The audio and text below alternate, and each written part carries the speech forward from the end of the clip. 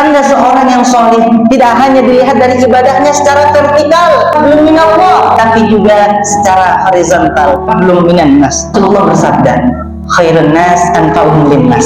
Sebaik-baik manusia adalah yang paling bermanfaat bagi sesama manusia. Rasulullah tidak berkata khairun nas adnan nas.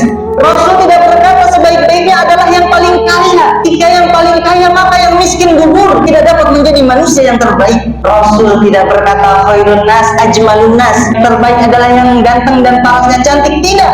Jika yang parasnya cantik dan ganteng, maka yang tidak memiliki modal untuk mempercantik diri, dia tidak masuk dalam golongan manusia yang terbaik. Rasul tidak berkata seperti itu. Atau bahkan Rasul tidak berkata khairun nas a'lamu ilman bainan nas.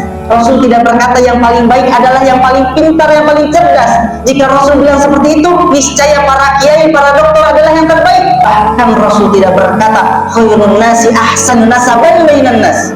Yang paling baik bukan orang yang paling baik nasabnya. Jika yang paling baik nasabnya, maka kita gugur, karena kita bukan keturunan Rasulullah, kita bukan keturunan para kiai, kita bukan keturunan para pejabat, kita gugur. Tapi Rasulullah dengan indahnya dan romantis berkata khairun nas anfa'uhum linnas.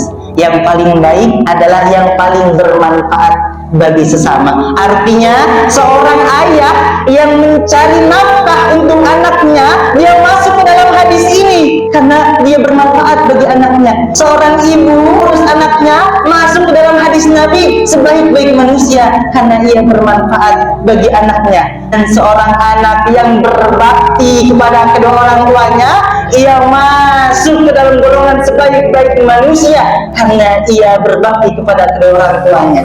Apapun gelarnya, apapun pekerjaannya, mampu dapat menjadi manusia yang terbaik.